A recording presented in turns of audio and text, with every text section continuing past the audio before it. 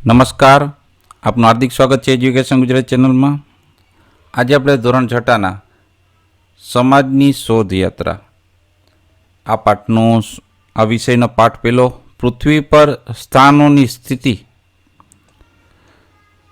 સ્વાધ્યાયપોથીનું સંપૂર્ણ solution video માધ્યમ શીખવાનું છે. ચેનલ પર નવા આવ્યા ચેનલ સબસ્ક્રાઈબ કરો, વિડીયોમાં લાઈક શેર કરી દેજો. પહેલો પ્રશ્ન છે, નીચેના દરેક પ્રશ્નના ઉત્તર માટે આપેલા વિકલ્પમાંથી સાચો વિકલ્પ પસંદ કરીને લખો. પેલું છે, તમારા શહેરમાં અજાણ્યા સ્થળે તમે કોઈની મદદથી જઈ શકો છો? તો જઈ શકે છે, નકશાની મદદથી. બીજો પ્રશ્ન, નકશો કોને શોધવા માટે ખજાનાની માર્ગદર્શિકા છે? તો છે સ્થળોને. ત્રીજો પ્રશ્ન, ભારતના રાજ્યો, કેન્દ્ર શાસિત પ્રદેશો અને તેમના પાટનગરને દર્શાવતા નકશાને તમે કયા પ્રકારનો નકશો કહેશો? તો છે રાજકીય નકશો. ચોથો પ્રશ્ન, દક્ષિણ પશ્ચિમ દિશાને કઈ દિશા કહેવાય છે? તો છે નૈઋત્ય. પાંચમો પ્રશ્ન, ભારતના કયા વિભાગે ભારતના નકશા માટે રૂઢ સંજ્ઞાઓનો એક સંગ્રહ નક્કી કરેલ છે? તો છે ભારતીય સર્વેક્ષણ વિભાગ. છઠ્ઠો પ્રશ્ન, આ કઈ રૂઢ સંજ્ઞા છે? તો છે નદીની. સાતમો પ્રશ્ન, આ કઈ રૂઢ સંજ્ઞા છે? તો છે મંદિરની. આઠમો પ્રશ્ન, આ કઈ રૂઢ સંજ્ઞા છે? તો છે રેલવે લાઇન, એમાં પણ મીટર ગેજ. નવમો પ્રશ્ન, અક્ષાંશની રેખાઓ ભૂમધ્ય એટલે કે વિષુવવૃત્ત રેખાથી સમાંતર કઈ દિશામાં જાય છે? તો છે પૂર્વથી પશ્ચિમ. પ્રશ્ન નંબર 10, પૃથ્વી પર ઉત્તર કે દક્ષિણ તરફ આગળ વધતા અક્ષાંશના વર્તુળો કેવા થાય છે? તો એ નાના થતા જાય છે. 11 પ્રશ્ન, મુખ્ય રેખાંશને કઈ રેખા પણ કહેવામાં આવે છે? તો એ છે ગ્રીનિચ રેખા. પ્રશ્ન નંબર 12, લગભગ 1500 વર્ષ પહેલા કયા પ્રખ્યાત ખગોળશાસ્ત્રી ઉજ્જૈનમાં રહેતા હતા? તે રહેતા હતા વરાહમિહિર. પ્રશ્ન નંબર 13, કયા બે નિર્દેશકોની મદદથી પૃથ્વી પરના કોઈ ચોક્કસ સ્થળને દર્શાવી શકાય છે? તો એ છે અક્ષાંશ અને રેખાંશ વડે. પ્રશ્ન નંબર 14, પૃથ્વી પોતાની ધરી પર કેટલા કલાકમાં એક ચક્ર પૂરું કરે છે? તો એ છે 24 કલાકમાં. 15 પ્રશ્ન, આંતરરાષ્ટ્રીય દિનાંતર રેખા કેટલા રેખાંશ પર છે? તેનો જવાબ છે 180 અંશના. પ્રશ્ન નંબર 16, જો ગ્રીનિચ રેખામાં બપોરના 12 વાગ્યાનો સમય હોય તો દરેક 15 અંશ રેખાંશ પર સ્થાનિક સમયમાં કયો ફેરફાર થાય છે? તો એ પૂર્વમાં 1 કલાક વધે છે અને પશ્ચિમમાં 1 કલાક ઘટે છે. પ્રશ્ન નંબર 2, યોગ્ય શબ્દો કે અંકો વડે નીચેના વિધાનોની ખાલી જગ્યા પૂરો. પેલી, વિષય આધારિત નકશા ચોક્કસ પ્રકારની ખાલી જગ્યા પ્રદાન કરે તો માહિતી. બીજું, કોઈ પણ નકશામાં ખાલી જગ્યા મુખ્ય ઘટકો હોય છે તો છે 3. ત્રીજું, ભારતીય સર્વેક્ષણ વિભાગ ભારતના નકશા માટે ખાલી જગ્યાઓનો એક સંગ્રહ નક્કી કરે છે રૂઢ સંજ્ઞાનો. ચોથી ખાલી જગ્યા, નકશા પર કોઈ સ્થાનની સ્થિતિને નક્કી કરવા માટે ખાલી જગ્યા પદ્ધતિનો ઉપયોગ કરવામાં આવે છે તો નિર્દેશાંક. પાંચમી ખાલી જગ્યા, કોઈ પણ ધ્રુવોની ભૂમધ્ય રેખા વચ્ચેનું અંતર ખાલી જગ્યા દ્વારા માપી શકાય તો અક્ષાંશ દ્વારા. છઠ્ઠી ખાલી જગ્યા, ભૂમધ્ય રેખાના સમાંતર પૂર્વથી પશ્ચિમ તરફ જતી રેખાને ખાલી જગ્યા કહેવામાં આવે છે તો અક્ષાંશ. સાતમી ખાલી જગ્યા, પૃથ્વી પરનું સૌથી મોટું વર્તુળ ખાલી જગ્યા છે વિષુવવૃત્ત. આઠમી ખાલી જગ્યા, રેખાંશની મધ્યવર્તી રેખાઓ ખાલી જગ્યા હોય છે જે એક ધ્રુવથી બીજા ધ્રુવ સુધી જાય છે તો એ છે અર્ધવર્તુળો. નવમી ખાલી જગ્યા, ઇંગ્લેન્ડમાં ખાલી જગ્યામાં આવેલ ગ્રીનિચ નામની વિસ્તારમાંથી પસાર થતા રેખાંશને મુખ્ય રેખાંશની માન્યતા મળે છે તો છે લંડનમાં. 10મું, ગ્રીનિચ રેખાના 0 અંશ મુખ્ય રેખાંશને પ્રમાણ સમય તરીકે ચિહ્નિત કરાયેલ છે. 11મી ખાલી જગ્યા, વિષુવવૃત્તથી ધ્રુવો તરફ જતા ખાલી જગ્યા અંતરનું એક માપ છે તો એ છે અક્ષાંશ. 12મી ખાલી જગ્યા, પૃથ્વીને ખાલી જગ્યા રેખા પશ્ચિમ અને પૂર્વ ગોળાર્ધમાં વહેંચેલ છે તો એ છે ગ્રીનિચ. 13મી ખાલી જગ્યા, પૃથ્વીને ખાલી જગ્યા ઉત્તર અને દક્ષિણ ગોળાર્ધમાં વિભાજિત કરે છે તો વિષુવવૃત્ત. 14મી ખાલી જગ્યા, પ્રાચીન ખગોળશાસ્ત્રમાં ખાલી જગ્યાની મુખ્ય રેખાનો ઉપયોગ થતો હતો તો એ છે ઉજ્જૈન. 15મી ખાલી જગ્યા, ભારતીય પ્રમાણ સમય એટલે કે ગ્રીનિચ સ્થાનિક સમય કરતાં ખાલી જગ્યા કલાક અને ખાલી જગ્યા મિનિટ આગળ છે, તો 5 કલાક અને 30 મિનિટ. 16. સમય ક્ષેત્રને વિભાજિત કરતી રેખાઓ સંપૂર્ણપણે સીધી નથી હોતી. ત્રીજો પ્રશ્ન, નીચેના વિધાનોમાં ખરા વિધાન સામે ખરાની, ખોટા વિધાન સામે ખોટાની નિશાની કરો. પહેલું વિધાન, નકશાના ઉપરના ખૂણે આવેલ 4 તીરો નકશાના ચારે ખૂણા નિર્દેશ કરે છે. વિધાન ખોટું છે. બીજું, નકશામાં તમે સપાટીને ઉપરથી જોઈ રહ્યા હોય તેમ દેખાય છે. વિધાન સાચું છે. ત્રીજું, નકશાને પ્રમાણમાપ વગર પણ કાગળના નાના ટુકડા પર રજૂ કરી શકાય છે. વિધાન ખોટું છે.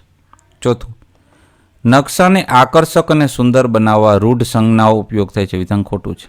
પાંચમું, પૃથ્વીનો નકશો બનાવવો મુશ્કેલ છે કારણ કે ગ્રહની સપાટી સમતલ નથી. વિધાન સાચું છે. છઠ્ઠું, પૃથ્વી સંપૂર્ણ ગોળાકાર નથી પરંતુ ધ્રુવો પર થોડી ચપટી છે. વિધાન સાચું છે. સાતમું, પૃથ્વી પર કર્કવૃત સૌથી મોટું વર્તુળ છે. વિધાન ખોટું છે. આઠમું, અક્ષાંશ અને આબોહવા વચ્ચે સંબંધ હોય છે. વિધાન સાચું છે. નવમું, અક્ષાંશ અને રેખાંશ પૃથ્વી પરના કોઈ ચોક્કસ સ્થળને દર્શાવે છે. વિધાન સાચું છે. 10મું, ભારતનો પ્રમાણ સમય ગ્રીનિચ રેખાને આધારે નક્કી કરવામાં આવેલ છે. વિધાન ખોટું છે.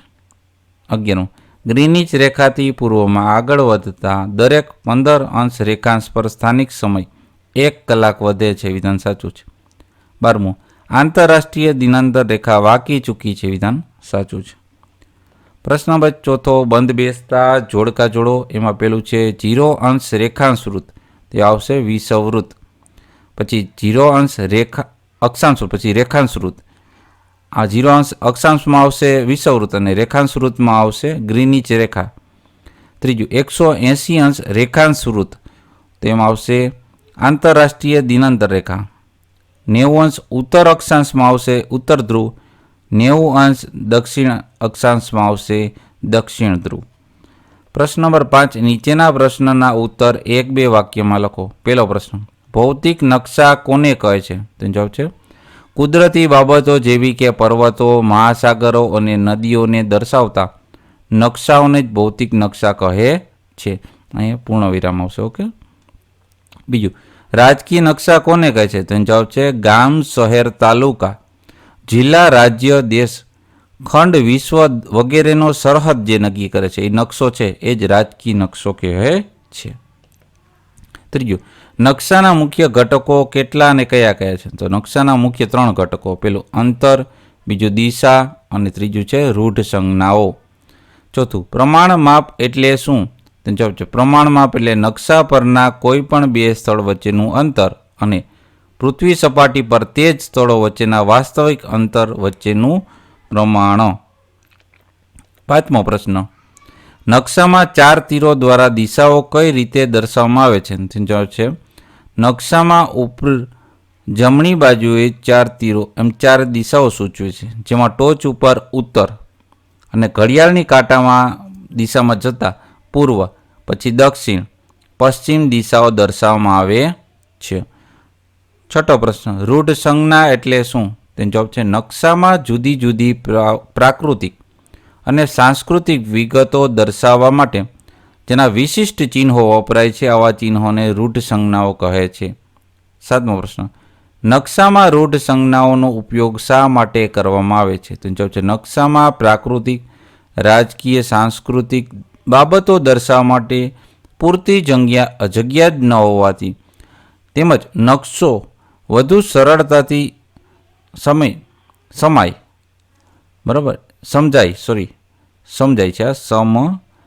છે બરાબર. તે માટે આ આકારોને દોરવા રૂઢ સંજ્ઞાઓનો ઉપયોગ કરવામાં આવે છે. 8મો પ્રશ્ન, નકશાનો મુખ્ય ઉપયોગ કયો છે? તો જવાબ છે નકશાનો મુખ્ય ઉપયોગ કોઈ ક્ષેત્રનું પ્રતિનિધિત્વ કરવા, સ્થળ દર્શાવવા અને દિશા નિર્દેશ કરવા માટે થાય છે. 9મો પ્રશ્ન, પૃથ્વીના ગોળાની સંકલ્પના સ્પષ્ટ કરો. તેનો જવાબ છે પૃથ્વીનો ગોળો એટલે કે પૃથ્વીની આકાર જેવું ગોળાકાર ત્રિપરિમાણીય લઘુ સ્વરૂપ એટલે કે નાનું સ્વરૂપ મોડલ કે જેના ઉપર સમતલ નકશાની તુલનામાં પૃથ્વીની ભૂગોળ, ખંડો, મહાસાગરો અને સ્થળો દર્શાવવામાં આવે છે. 10મો પ્રશ્ન, વિષુવવૃત્ત કોને કહે છે? તો જવાબ છે પૃથ્વીના ઉપરના અને નીચેના સ્તરે આવેલું અંતિમ બિંદુ વચ્ચે ધ્રુવ વચ્ચે એક ભૂમધ્ય રેખા આવેલ છે, જેને જ વિષુવવૃત્ત કહેવામાં આવે છે. 11મું, અક્ષાંશ એટલે શું? તેનો જવાબ છે પૃથ્વીના ગોળા પર કોઈ પણ બિંદુ પર એક કલ્પિત રેખા જે ભૂમધ્ય રેખાના સમાંતર પૂર્વથી પશ્ચિમ તરફ જાય છે અને પૃથ્વી આસપાસ વર્તુળ બનાવે છે, તે રેખાને અક્ષાંશ કહેવાય છે. 12મો પ્રશ્ન, મુખ્ય રેખાંશને ગ્રીનિચ રેખાથી કેમ ઓળખવામાં આવે છે? તેનો જવાબ છે ઇંગ્લેન્ડમાં લંડનના એક વિસ્તાર ગ્રીનિચમાંથી પસાર થતા રેખાંશને જ ગ્રીનિચ રેખા તરીકે ઓળખવામાં આવે છે, જેને આંતરરાષ્ટ્રીય ધોરણે મુખ્ય રેખાંશ તરીકે માન્ય ગણવામાં આવે છે. 13મો પ્રશ્ન, મુખ્ય રેખાંશની કઈ રેખા પૃથ્વીને પશ્ચિમ અને પૂર્વ ગોળાર્ધમાં વિભાજિત કરે છે?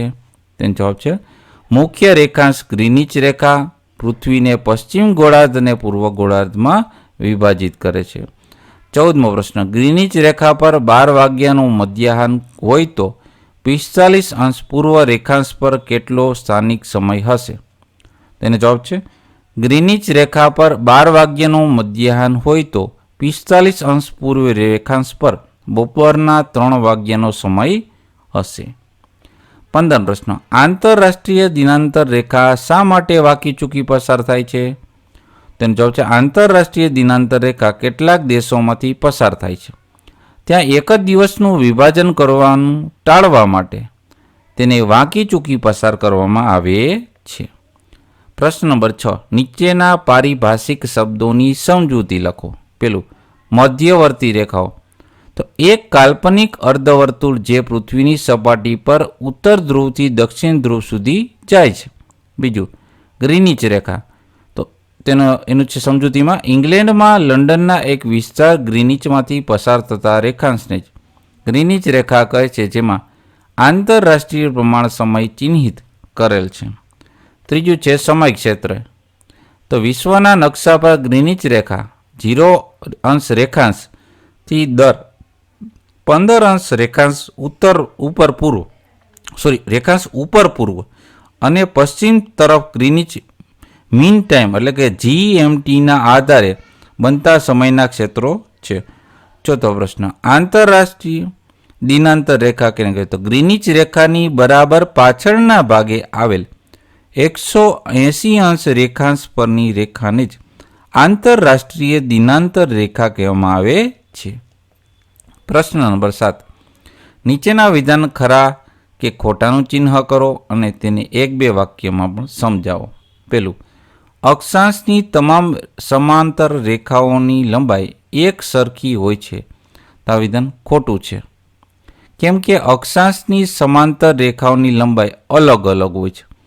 વિષુવવૃત્ત પર આવેલ ભૂમધ્ય રેખા સૌથી લાંબી સમાંતર રેખા છે, જ્યારે ઉત્તર અને દક્ષિણ ધ્રુવ તરફ જતા સમાંતર રેખાઓની લંબાઈ ઘટતી જાય છે. બીજું, રેખાંશની રેખાઓની લંબાઈ વિષુવવૃત્ત કરતાં અડધી હોય છે. આ વિધાન ખરું છે, એટલે કે સાચું છે, કેમ કે રેખાંશની મધ્યવર્તી રેખાઓ અર્ધવર્તુળ હોય છે, જ્યારે વિષુવવૃત્ત એ સંપૂર્ણ વર્તુળ છે. ત્રીજું, દક્ષિણ ધ્રુવ 90 અંશ દક્ષિણ અક્ષાંશ છે. ખરું, આ વિધાન સાચું છે, કેમ કે દક્ષિણ ધ્રુવ વિષુવવૃત્તની દક્ષિણમાં 90 ડિગ્રી ઉપર આવેલ હોવાથી તેને 90 અંશ દક્ષિણ અક્ષાંશ કહેવામાં આવે છે. ચોથું, વિષુવવૃત્ત રેખા એક અક્ષાંશ વૃત્ત પણ છે. ખરું, આ વિધાન ખરું છે, કેમ કે વિષુવવૃત્ત એક અક્ષાંશ વૃત્ત છે જે ભૂમધ્ય રેખાના નામથી ઓળખાય છે અને 0 અંશ અક્ષાંશ પર આવેલ છે. 8મો પ્રશ્ન, નીચેના પ્રશ્નોના ઉત્તર ટૂંકમાં લખો. પેલું, સ્થાનિક સમય અને પ્રમાણ સમય વચ્ચેનો તફાવત સમજાવવા 2 મુદ્દા લખવાના છે. સ્થાનિક સમયમાં પહેલો મુદ્દો છે, સ્થાનિક સમય જે તે સ્થળ પર સૂર્યની સ્થિતિ પર આધારિત હોય છે, આથી રેખાંશ વૃત્તની સાથે સાથે તે બદલાય છે. જ્યારે પ્રમાણ સમય, તો પ્રમાણ સમય એ કોઈ પણ દેશ કે ક્ષેત્રના મધ્યમાંથી પસાર થતા રેખાંશ વૃત્તની આધાર નક્કી થાય છે, આથી તે દેશ કે ક્ષેત્રમાં સુસંગતતા માટે સમાન સમય હોય છે. સ્થાનિક સમયનો બીજો મુદ્દો છે, દરેક સ્થાનોની સ્થાનિક સમય પણ અલગ અલગ હોય છે. જ્યારે પ્રમાણ સમય, તો પ્રમાણ સમય કોઈક દેશનું કે ક્ષેત્રનું એક જ હોય છે, પણ સૂર્યોદય અને સૂર્યાસ્ત જે તે સ્થળના સ્થાનિક સમય પ્રમાણે થાય છે. બીજો પ્રશ્ન, આપણને નકશામાં રૂઢ સંજ્ઞાઓ અને રંગોની જરૂર શા માટે હોય છે? તેનો જવાબ છે, રૂઢ સંજ્ઞાઓની મદદથી નકશામાં ઇમારતો, સડકો, રેલમાર્ગ, નદી, તળાવ, જંગલ જેવી પ્રાકૃતિક અને સાંસ્કૃતિક વિગતો સરળતાથી દર્શાવી શકાય છે. રૂઢ સંજ્ઞાઓનો ઉપયોગ દ્વારા નકશો સરળતાથી દોરી શકાય છે, સમજી શકાય છે અને વાંચી પણ શકાય છે. રૂઢ સંજ્ઞાઓ દ્વારા નકશામાં ઓછી જગ્યામાં ઘણી બધી જાણકારી આપી શકાય છે. નકશામાં રંગ દ્વારા અલગ અલગ વિશેષતાઓ દર્શાવી શકાય છે, જેમ કે પર્વતો મેદાન, ઉચ્ચ પ્રદેશો, નદીઓ, મહાસાગર જેવા પૃથ્વીના પ્રાકૃતિક ભૂમિ સ્વરૂપો, રાજકીય સીમાઓ જેવી વિગતો અલગ રીતે દર્શાવવામાં રંગ ઉપયોગી થાય છે. ઉદાહરણ તરીકે વાદળી રંગ પાણી માટે, લીલો રંગ જંગલ અને વનસ્પતિઓ માટે તથા કથ્થઈ રંગ પહાડી ક્ષેત્રો દર્શાવવામાં ઉપયોગમાં આવે છે. ત્રીજો પ્રશ્ન, નકશો કઈ રીતે ઉપયોગી છે? કોઈ પણ 3 મુદ્દા લખો. પહેલો મુદ્દો, નકશા દ્વારા પૃથ્વીના જુદા જુદા ભાગોની ભૌગોલિક માહિતી ખૂબ સરળતાથી મળી રહે છે. બીજું, કોઈ પણ સ્થળનું ભૌગોલિક સ્થાન જાણવા માટે નકશાનો ઉપયોગ થાય છે. પ્રવાસીઓ નકશા વાંચન કરી પોતાના પ્રવાસન સ્થળ અંગેની માહિતી પણ પ્રાપ્ત કરી શકે છે. ત્રીજું, પૃથ્વીના કોઈ એક ખંડ, દેશ, રાજ્ય, જિલ્લો, તાલુકો કે ગામોનો અભ્યાસ કરવા માટે પણ નકશો ખૂબ ઉપયોગી છે. ચોથો પ્રશ્ન, ગ્રીનિચ રેખા એટલે શું? તેનો જવાબ છે, ઇંગ્લેન્ડમાં લંડનના એક વિસ્તાર ગ્રીનિચમાંથી પસાર થતા 0° રેખાંશને ગ્રીનિચ રેખા કહેવામાં આવે છે, જેને મુખ્ય રેખાંશ તરીકે આંતરરાષ્ટ્રીય ધોરણે માન્ય ગણવામાં આવેલ છે. 0° રેખાંશની ગ્રીનિચ મીન ટાઈમ એટલે GMT આંતરરાષ્ટ્રીય પ્રમાણ સમય તરીકે ચિહ્નિત કરવામાં આવેલ છે. ગ્રીનિચ રેખાથી પૃથ્વીના પૂર્વ ગોળાર્ધ અને પશ્ચિમ ગોળાર્ધ એમ 2 ભાગ પાડેલ છે. પ્રશ્ન નંબર 5, આંતરરાષ્ટ્રીય દિનાંતર રેખા એટલે શું? તેનો જવાબ છે, ગ્રીનિચ પર આવેલ આંતરરાષ્ટ્રીય પ્રમાણ સમય 0° રેખાંશની રેખાની બરાબર પાછળની રેખા લગભગ 180° રેખાંશ છે, જેને આંતરરાષ્ટ્રીય દિનાંતર રેખા કહેવામાં આવે છે. આ રેખાંશને ઓળંગીને પૂર્વથી પશ્ચિમ તરફ જતા તારીખ અને વાર એક દિવસ પાછળ કરવામાં પડે છે. એટલે કે સોમવાર હોય તો રવિવાર કરવો પડે છે. તે જ રીતે પશ્ચિમથી પૂર્વ તરફ જતા તારીખ અને વાર વધારવો પડે છે. એટલે કે રવિવારને બદલે સોમવાર કરવો પડે છે. આ રીતે 180° રેખાંશ એટલે કે આંતરરાષ્ટ્રીય દિનાંતર રેખા ઓળંગતા તારીખ અને વાર બદલાય છે. પ્રશ્ન નંબર 9, નીચેના ભૌગોલિક વિધાનનો કારણો આપીને સમજાવો. પહેલું, અક્ષાંશ અને રેખાંશની મદદથી પૃથ્વી પર કોઈ પણ સ્થાનને શોધી શકાય છે. તેનો જવાબ છે, અક્ષાંશ અને રેખાંશ એ 2 નિર્દેશકો છે જે બંને મળીને પૃથ્વી પરના કોઈ ચોક્કસ સ્થાનને દર્શાવે છે. અક્ષાંશ પૃથ્વીના ગોળા પર આડી કલ્પિત રેખાઓ છે, જ્યારે રેખાંશ ઊભી કલ્પિત રેખાઓ છે. આથી કોઈ પણ સ્થાનના અક્ષાંશ અને રેખાંશ એકસાથે મળવાથી પૃથ્વી પર તે સ્થાન એટલે કે સ્થળને શોધી શકાય છે. જેમ કે દિલ્હી 21° ઉત્તર અક્ષાંશ અને 77 પૂર્વ રેખાંશ પર આવેલ છે. તો આ બંને રેખાંશ અને અક્ષાંશને પૃથ્વીના ગોળા કે નકશા સાથે મેળવીએ તો દિલ્હીનું સ્થાન પૃથ્વી પર ક્યાં આવેલ છે જાણી શકાય છે. આથી અક્ષાંશ અને રેખાંશની મદદથી પૃથ્વી પરના કોઈ પણ સ્થાનને શોધી શકાય છે. બીજો પ્રશ્ન, આંતરરાષ્ટ્રીય દિનાંતર રેખા વાંકી ચૂકી છે. તેનો જવાબ છે, 180 રેખાંશ ઉપર આંતરરાષ્ટ્રીય દિનાંતર રેખા આવેલ છે, જે કેટલાક દેશો અને પેસિફિક મહાસાગરમાં આવેલા ટાપુઓ પરથી પસાર થાય છે. જો આંતરરાષ્ટ્રીય દિનાંતર રેખા સીધી રાખવામાં આવે તો તે દેશ અને ટાપુની જમીન પરથી પસાર થાય છે. તેથી એક જ ટાપુ પર દેશ એક જ દિવસ ને 2 વાર અને 2 તારીખ ભેગી થઈ જતી હોતી. આંતરરાષ્ટ્રીય દિનાંતર રેખાને માર્ગમાં આવેલ દેશો અને ટાપુઓની જમીનને બાજુ પર રાખી આ રેખાને સમુદ્ર તરફ વાળવામાં આવે છે. આથી આંતરરાષ્ટ્રીય દિનાંત રેખા વાંકી ચૂકી છે. પ્રશ્ન નંબર 10, નીચેના પ્રશ્નોના ઉત્તર લખો. પહેલું, નકશો એટલે કે મેપ શું છે અને આપણે તેનો ઉપયોગ કેવી રીતે કરીએ છીએ, તેના મુખ્ય ઘટકો કયા છે? તો એનો જવાબ છે નકશો એ કોઈપણ વિસ્તારનું પ્રતિકાત્મક નિરૂપણ અથવા તો ચિત્ર છે. તે પૃથ્વીની સપાટી અથવા તેના કોઈ એક ભાગનું સપાટ કાગળ પરનું આલેખન છે. નકશામાં તમે સપાટીને ઉપરથી જોઈ રહ્યા હોય તેમ દેખાય છે. આપણે તેનો ઉપયોગ કેવી રીતે કરીએ છીએ તે નીચે મુજબ છે. પહેલું, નકશા દ્વારા પૃથ્વીના જુદા જુદા ભાગો કે સ્થળોની ભૌગોલિક માહિતી અને સ્થાન સરળતાથી જાણવા માટે નકશો ઉપયોગી થાય છે. પ્રવાસીઓ પ્રવાસન સ્થળ અંગેની માહિતી નકશા દ્વારા મેળવે છે. બીજું, નકશો એક ખજાનાની શોધ માટેની માર્ગદર્શિકા જેવો છે. તે તમને બતાવે છે કે કયું સ્થળ ક્યાં આવેલ છે અને ત્યાં કેવી રીતે પહોંચી શકાય છે. ત્રીજું, પૃથ્વીના કોઈપણ ખંડ, દેશ, રાજ્ય, જિલ્લો, શહેર કે ગામના અભ્યાસ માટે પણ નકશો ઉપયોગી છે. આમ નકશાના મુખ્ય 3 ઘટકો છે. પેલું અંતર, બીજું દિશા અને ત્રીજું છે રૂઢ સંજ્ઞાઓ. બીજો પ્રશ્ન, નિર્દેશાંકો શું છે? પૃથ્વી પરના કોઈપણ સ્થાનોને ચિહ્નિત કરવા માટે અક્ષાંશ અને રેખાંશનો ઉપયોગ કેવી રીતે કરી શકાય છે? તેનો જવાબ છે નિર્દેશાંકો સંખ્યાઓનો સમૂહ છે કે જે પૃથ્વી પરના સ્થાનોને શોધવામાં મદદરૂપ થાય છે. અક્ષાંશ અને રેખાંશના અંકોનો ઉપયોગ નિર્દેશક તરીકે કરવામાં આવે છે. પૃથ્વી પરના કોઈપણ સ્થાનને ચિહ્નિત કરવા માટે અક્ષાંશ અને રેખાંશનો ઉપયોગ નીચે મુજબ કરી શકાય છે. પહેલું, અક્ષાંશ એ ભૂમધ્ય રેખાની કોઈ સ્થાન ઉત્તરમાં કે દક્ષિણમાં કેટલું દૂર છે તે અંતરને માપે છે. બીજું, રેખાંશ મુખ્ય રેખાંશની કોઈ સ્થાન પૂર્વમાં કે પશ્ચિમમાં કેટલું દૂર છે તે અંતરને માપે છે. અક્ષાંશ અને રેખાંશ એ બે નિર્દેશકો મળીને પૃથ્વી પરના કોઈ ચોક્કસ સ્થળને દર્શાવે છે. ઉદાહરણ તરીકે દિલ્હી 21° ઉત્તર અક્ષાંશ અને 77 પૂર્વ રેખાંશ પર આવેલ છે. તે આ બંને નિર્દેશકોની મદદથી જાણી શકાય છે. તો આ આપણે આ પાઠનું સ્વાધ્યાય પદ્ધતિનું સંપૂર્ણ સોલ્યુશન. જોતા રહો એજ્યુકેશન ગુજરાત ચેનલ. શીખતા રહો. Thank you. આભાર.